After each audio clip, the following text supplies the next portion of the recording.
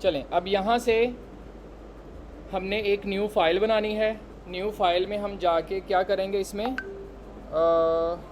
Forms class dot HTML, ठीक है। अब इसको भी मैं वैसे ही स्टार्ट करूँगा, HTML5 डॉक टाइप, इसका टाइटल मैं दे देता हूँ फॉर्म्स क्लास, ठीक है। और यहाँ पर हम एक हेडिंग दे देते हैं, इसमें करेंगे हम आप जो है ना इस क्लास में अभी लॉगिन फॉर्म बनाना सीखते हैं। लॉगिन फॉर्म में जो जो चीज़ों का स्ट्रक्चर बनाना होता है वो सीखते हैं, ठीक है। अब सारे ज़रा इधर तवज्जो करेंगे। चलो अब मैं इसको ज़रा गो लाइव करता हूँ और ये ब्राउज़र में ऐसे अब हमने लॉगिन फॉर्म बनाना, ठीक है। अच्छा, अब लॉगिन फॉर्म बनाने के लिए आप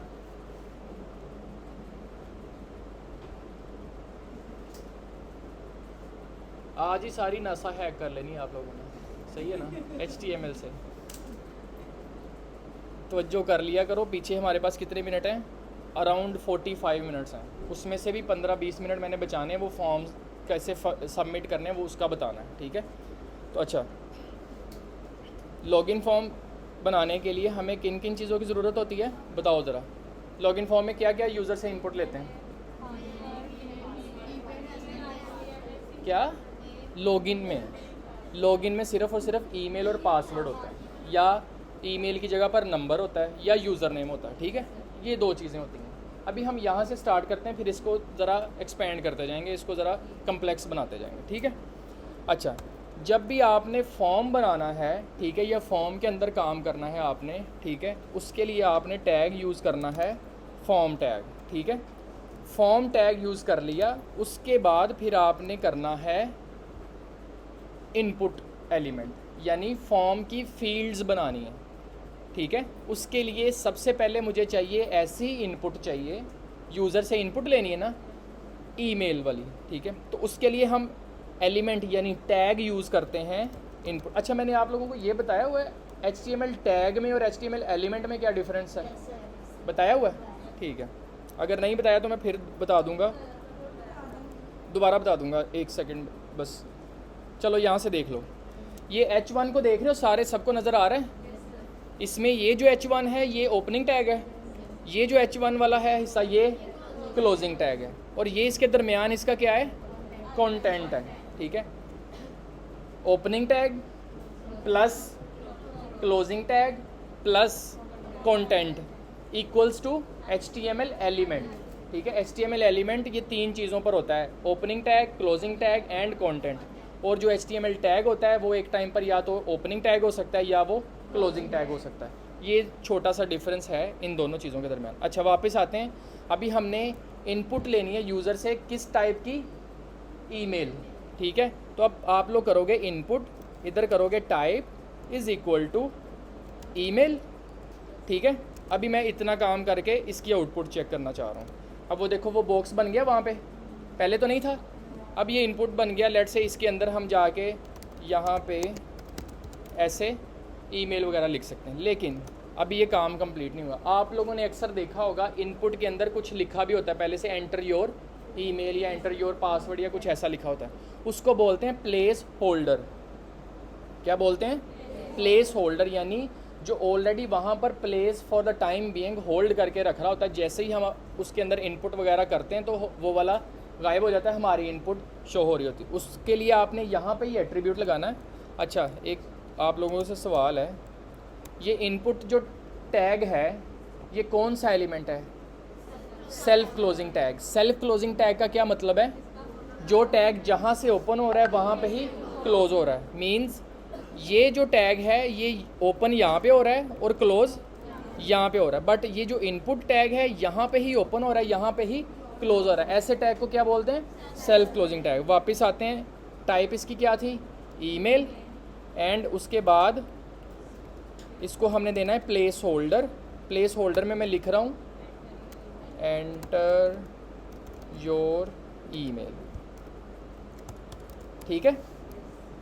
ये देख लो, इस कोड में किसी को कोई कन्फ्यूजन हो, प्लेस होल्डर है एंटर योर ईमेल जो यहाँ पे आपने शो करवाना होता है। आ रहा है ना इनपुट के अंदर ऑलरेडी लिखा हुआ है, मैं जूम कर देता हूँ अगर नज़र नहीं आ रहा, ठीक है। ये जो उसमें एक हल्का ग्रे कलर का वो टेक्स्ट लिखा हुआ है, इसको हम बोल देते हैं प्लेस होल्डर। अब जैसे ही इसके अंदर मैं लिखना शुरू करूँगा, ठीक है, वो गायब हो गया। समझ लगी बात की? लेकिन कभी कभार आप लोगों ने ऐसे भी देखा होगा कि इस इनपुट के साथ ऊपर एक अलग से टाइटल सा भी आ रहा होता है ना?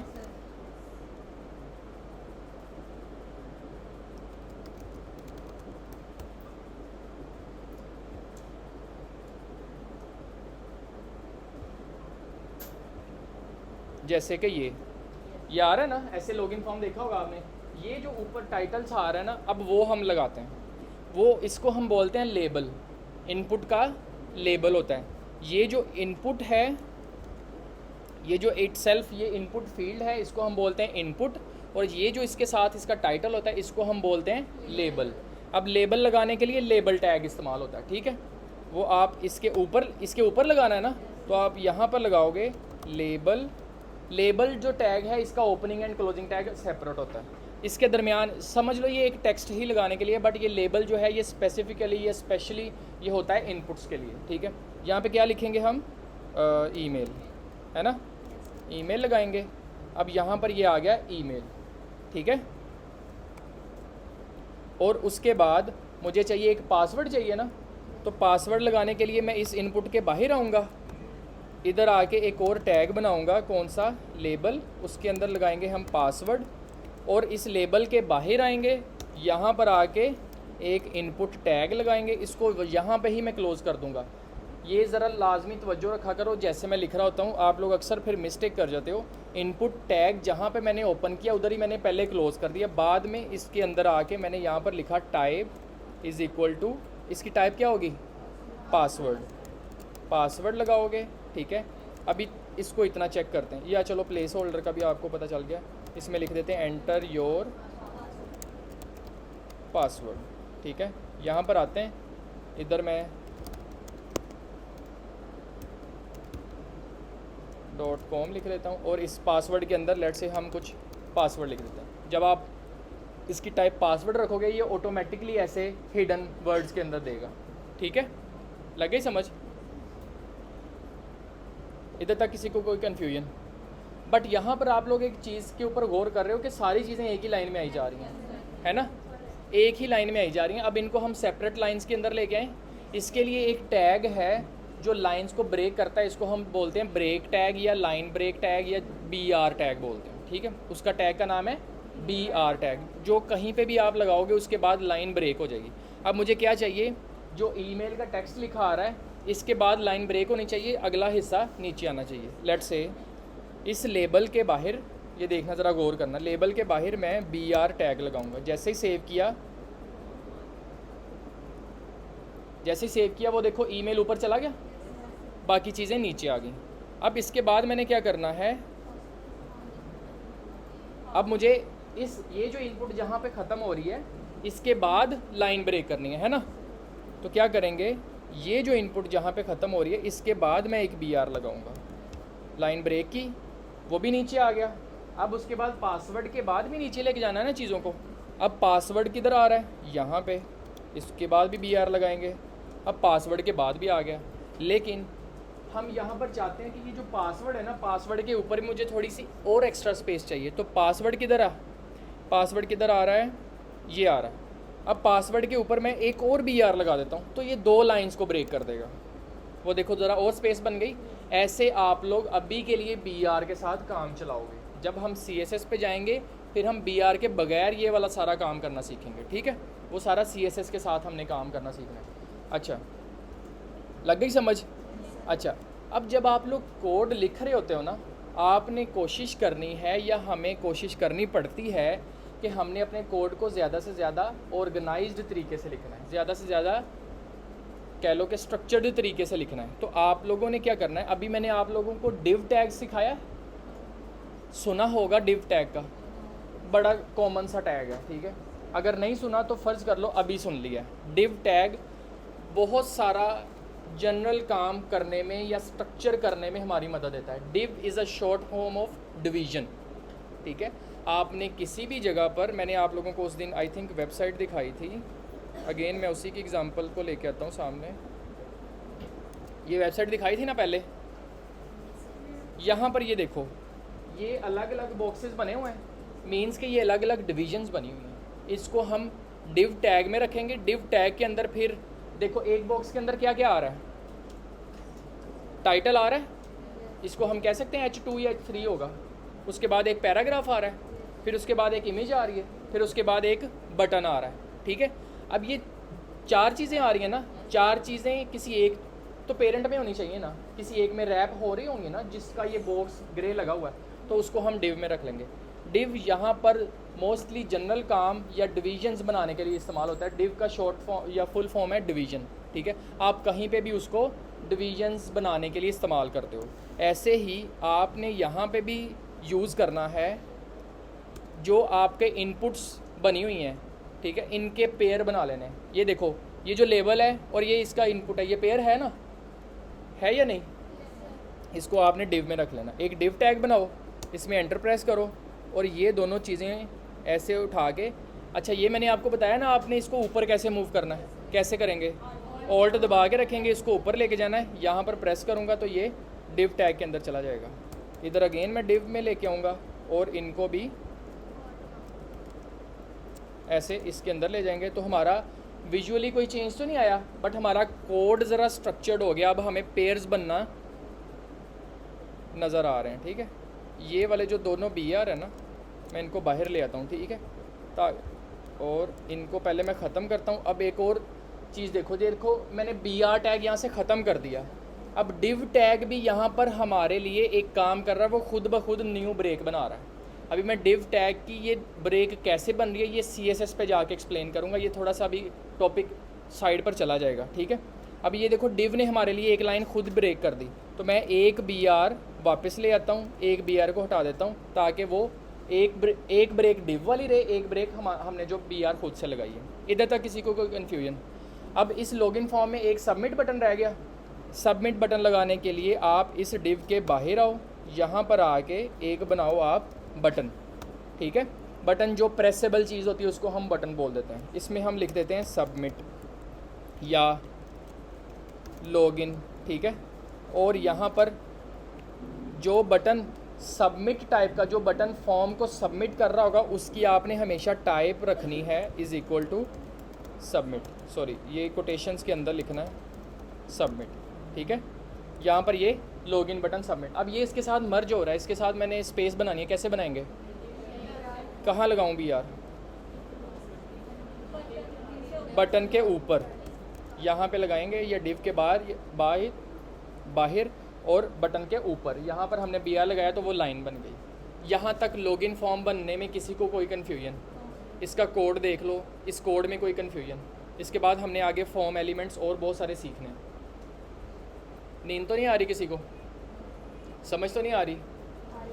आ रही है, अच्छा आगे चलें, ठीक है।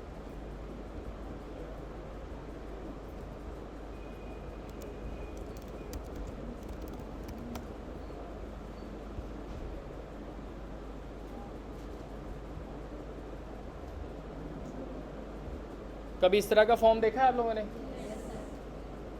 यहाँ पे आप लोगों के पास क्या क्या आ रहा है? यूज़र नेम, ईमेल, और ये जो अफेयर आ रहा है मींस के हमारे यहाँ प्रॉब्लम किस टाइप का है, लेट्स से। तो और फिर एंड पर क्या आ रहा है? अब ये मैसेज की इनपुट को के ऊपर ज़रा गौर कर रहे हो, ये कितने बड़े साइज़ की है, ठीक है। इस तरह का भी आपने अगर फॉर्म एलिमेंट या फॉर्म बनाना हो तो इसके लिए भी हमने इनपुट्स जो इस्तेमाल करनी होती हैं उसका भी अभी मैं हम बताता हूँ, ठीक है। अभी हमने यूज़र नेम के लिए जब आप करोगे तो वो होगा, इनपुट की टाइप होगी टेक्स्ट, ठीक है। यहाँ पे अब सॉरी फॉर्म के अंदर ही लिखूँगा, यहाँ पे हम आएंगे डिव के अंदर और आप लोग यहाँ पे बनाओगे लेबल। यूज़र का नेम लेते हैं ना हम, उसके लिए आप लोग बनाओगे यूज़र नेम और उसके बाद BR लगा दिया और फिर इनपुट लगाओगे टाइप = टेक्स्ट। जब आपने नॉर्मल कोई इनपुट लेनी है जो ईमेल नहीं है, पासवर्ड नहीं है, नॉर्मल इनपुट है, यूज़र नेम जिस तरीके से हो सकता है या फुल नेम हो सकता है या फादर नेम हो सकता है, इसके लिए आपने इनपुट की टाइप रखनी है टेक्स्ट, ठीक है। और इसका प्लेस होल्डर क्या रख देंगे अभी के लिए? एंटर योर यूज़र नेम, ठीक है। तो यहाँ पे हमारी आउटपुट के ऊपर वो यूज़र नेम आ गया। लग गई समझ? अब आपने एक वो बड़ी इनपुट बनाना सीखना है, ठीक है। बड़ी इनपुट कैसे बनाएंगे? अब मैं यहाँ पर आऊँगा, वो बिल्कुल नीचे थी ना, इसलिए मैंने यहाँ पर आके बनाने लगा हूँ। यहाँ पर आएंगे, उसके लिए इसको बोलते हैं टेक्स्ट एरिया, यानी जहाँ पर यूज़र ने काफ़ी ज़्यादा लेंथी टेक्स्ट एंटर करना हो तो उसके लिए हम क्या बनाते हैं? Text area. तो उसके लिए टैग इस्तेमाल होता है टेक्स्ट एरिया, टेक्स्ट नहीं, टेक्स्ट एरिया, ठीक है। टेक्स्ट एरिया इनपुट नहीं होता, text area like opening and closing tag होता है ये, ठीक है। आपने इसको ऐसे ही लिखना है और इसमें आपने लगा देना है प्लेस होल्डर। आप इधर लिख सकते हो एंटर योर मैसेज, यहाँ पे लिखते हैं। वो देखो थोड़ी सी इनपुट बड़ी सी आ गई है ना। इसके ऊपर मुझे ज़रा लेबल भी चाहिए और लाइन भी चाहिए ना, तो मैं क्या करता हूँ, इसको भी एक डिव में रैप करता हूँ। अब ये हम पेयर बना के चल रहे हैं, ठीक है। कन्फ्यूजन तो नहीं है कोई? ठीक है। मैसेज के ऊपर मुझे ज़रा लाइन ब्रेक करनी थी, यहाँ पे लाइन ब्रेक करेंगे, ठीक है। अच्छा, अब इस इनपुट का साइज़ आप छोटा बड़ा कर सकते हो खुद से। आप इसको बता सकते हो कि तुमने कितना रो वाइज फैलना है, तुमने कितना कॉलम वाइज। ये आप टेक्स्ट एरिया को भी कंट्रोल कर सकते हो। और यहाँ पर देखना, ये इसके इस कॉर्नर में वो थोड़ी सी स्लैशेस सी नज़र आ रहे हैं, आप यहाँ से इसको पकड़ के ऐसे छोटा बड़ा भी कर सकते हो, ठीक है। इस तरीके से इसका भी हो सकता है। लेकिन ये एक होता है शुरू में डिफ़ॉल्ट साइज़ इसका क्या रखना है वो आप यहाँ से कंट्रोल कर सकते हो।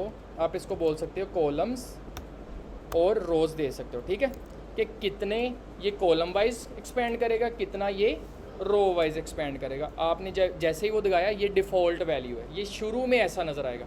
बाद में यूज़र इसको पकड़ के स्मॉल या लार्ज कर सकता है, ठीक है। टेक्स्ट एरिया में किसी को कोई कन्फ्यूजन? ठीक है, अभी तो कोई कन्फ्यूजन नहीं है, घर जाके शायद बन जाए, ठीक है। लेकिन घर जाके आप लोगों ने लेक्चर से साथ साथ देखना है। अच्छा, लेक्चर देखने का क्या तरीका है वैसे? कैसे आप लोग घर पे जाके प्रैक्टिस करोगे, या करते हो, या कल की कैसे प्रैक्टिस की है?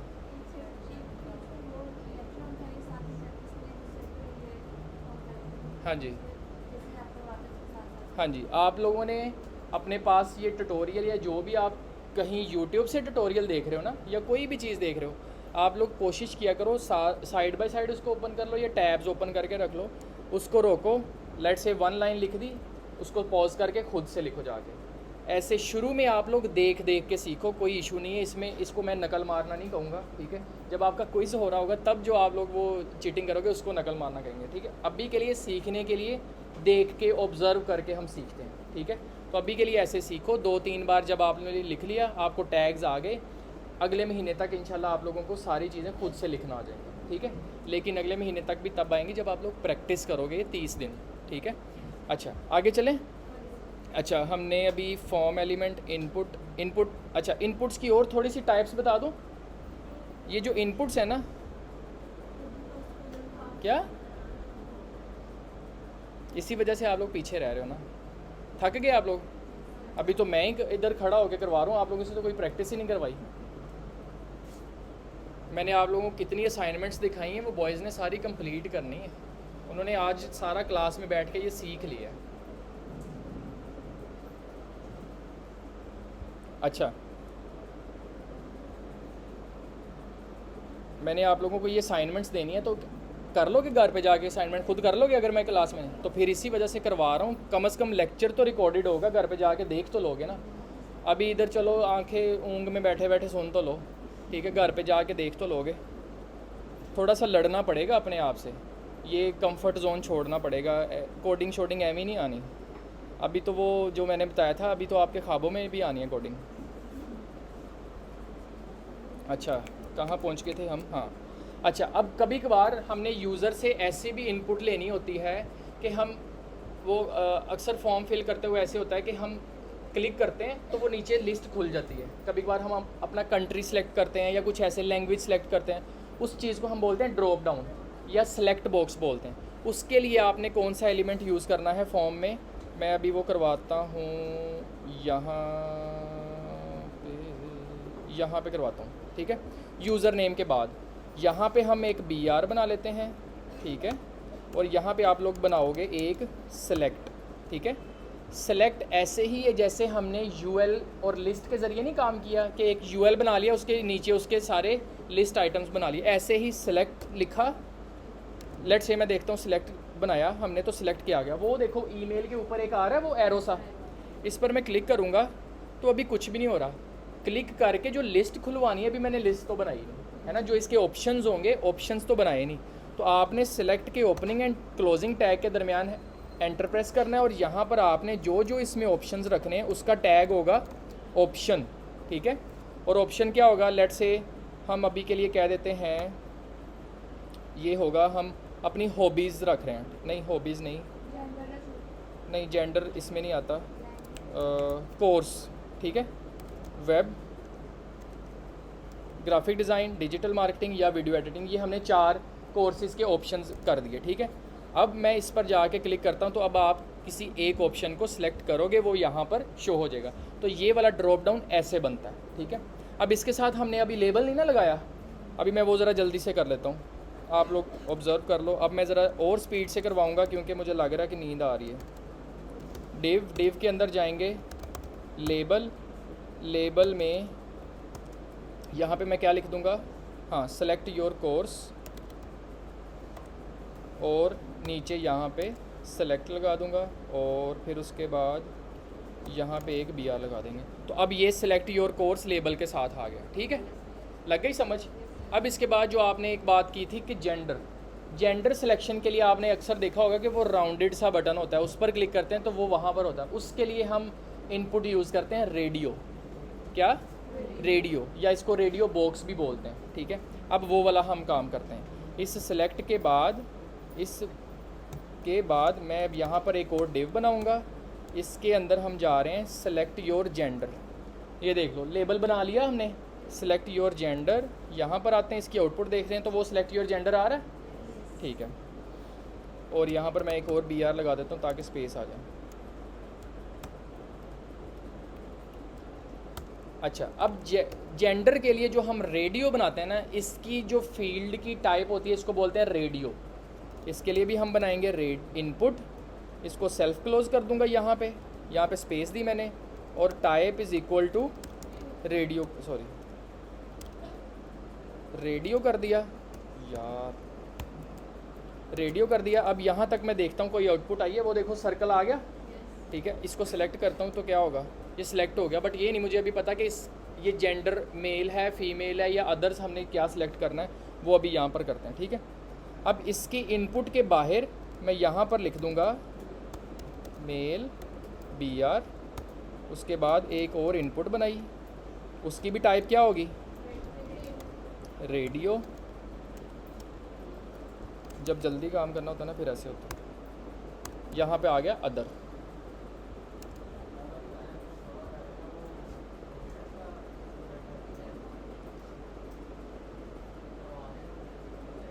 ठीक है सर, बस 2-4 मिनट दे दो,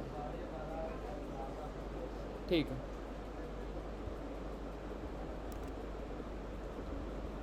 अच्छा, अब ये देखें जी, अब यहाँ पर आ गया मेल फीमेल अदर, वो सारा कुछ आ गया। यहाँ पे अब आप लोग सिलेक्ट कर सकते हो, बट यहाँ पर एक गलती है, सारे सिलेक्ट नहीं होने चाहिए ना। तो यहाँ पर एक काम आपने करना है कि जब भी आपने रेडियो बनाने हैं ना, ये 3 रेडियोस एक ही ग्रुप को प्रेजेंट कर रहे हैं ना, किस ग्रुप को, जेंडर ग्रुप को।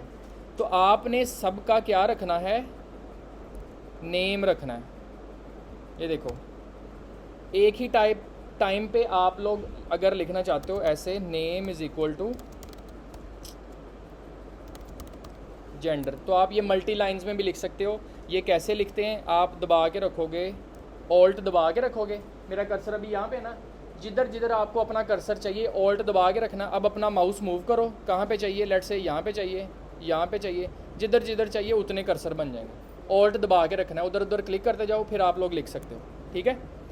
अच्छा, अब मैंने इन सब का नेम क्या कर दिया, जेंडर। अब इसको पता चल गया कि ये जो तीनों रेडियोस है ना, ये एक ग्रुप के अंदर हैं। अब इन तीनों में से कोई एक ही सिलेक्ट होगा। अब देखना, ठीक है। अब कोई एक ही सिलेक्ट होगा, क्योंकि अब नेम तीनों को सेम दे दिया, मींस एक ही ग्रुप है, इन तीनों ग्रुप में से एक सिलेक्ट होगा। रेडियो की ये खासियत है। ओके, अच्छा अभी ख़त्म नहीं हुआ, उसके बाद एक और डिव बनाएंगे। ठीक है, एक और तरीका है वैसे अगर क्लास ख़त्म करनी है। बॉयज़ को ये जो सारा मैंने करवाया उसका भी लेक्चर रिकॉर्डेड है, उसके लेक्चर्स में से देख लोगे? हाँ, बड़ी जल्दी हाँ में हाँ मिलाइए।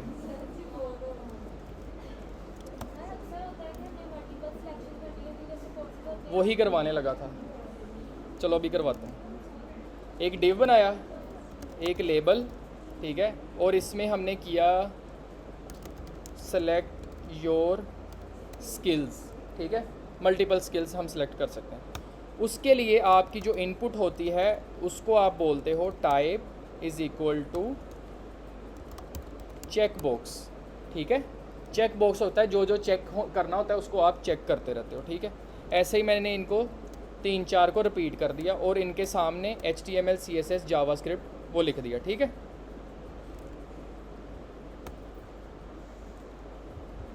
सवाल पूछ के अब सर खुजा रही हैं, समझ नहीं आ रही। अब ये देखो यहाँ पे, अब वो आगे चेक बॉक्स, अब यहाँ पे आप इस तरीके से इनको मल्टी सेलेक्ट कर सकते हो। ठीक है, ये चेक बॉक्स का वो खासियत है। समझ लग गई बात की? चलो अब ख़त्म कर देते हैं।